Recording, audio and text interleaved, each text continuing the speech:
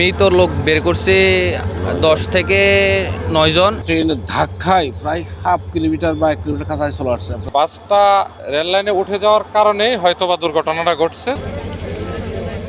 ঈদের রাতে কুমিল্লায় লেভেল ক্রসিংয়ে উঠে পড়া এক বাসের সঙ্গে ট্রেনের সংঘর্ষে অন্তত 12 জন নিহত হয়েছেন, আহত হয়েছেন আরও 8 জন।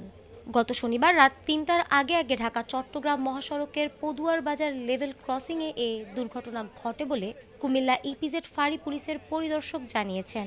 চট্টগ্রাম থেকে ঢাকাগামী ঢাকা মেইল লেভেল ক্রসিং পার হওয়ার সময় এ দুর্ঘটনাটি ঘটে।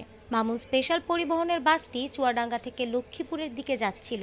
সংঘর্ষের পর দুমড়ে মুচড়ে যাওয়া বাসটিকে ছেঁচড়ে প্রায় 1 কিলোমিটার দূরে নিয়ে যায় ট্রেন।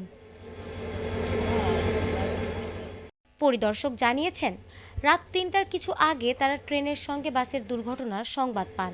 খবর পেয়ে ফায়ার সার্ভিস ও রেলওয়ে পুলিশও আসে। সবাই মিলে হতাহতদের উদ্ধার করে হাসপাতালে পাঠানো হয়।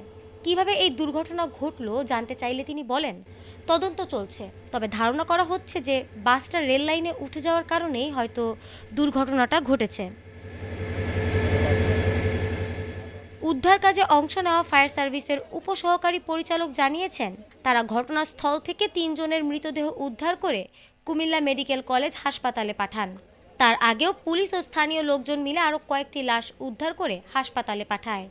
দুর্ঘটনার কারণ জানতে চাইলে ফায়ার সার্ভিসের এক কর্মকর্তা বলেন, হয়তো অসাবধানতার কারণে হতে পারে, কারণ এটা মেইন রোড। এখানে আমাদের যদি গেটম্যান থাকে যিনি সিগন্যাল দিয়ে রাস্তা ব্লক করেন, উনি ব্লক করছিল কিনা আমি জানি না। যদি ব্লক করতো হয়তো এত বড় দুর্ঘটনা হতো না। হাসপাতালে ভর্তি ওমর ফারুক নামের এক আহত যাত্রী বলেন, তিনি ঘুমিয়েছিলেন, হঠাৎ প্রচণ্ড ঝাঁকি লাগে এবং পরে দেখেন বাসের ভেতরে দুমড়ে মুচড়ে গেছে। এক পর্যায়ে তিনি সংজ্ঞা হারান। কারা তাকে হাসপাতালে এনেছে তিনি জানেন না। ফারুকও মাথায় আঘাত পেয়েছেন, তিনি ঠিকমতো কথাও বলতে পারছিলেন না।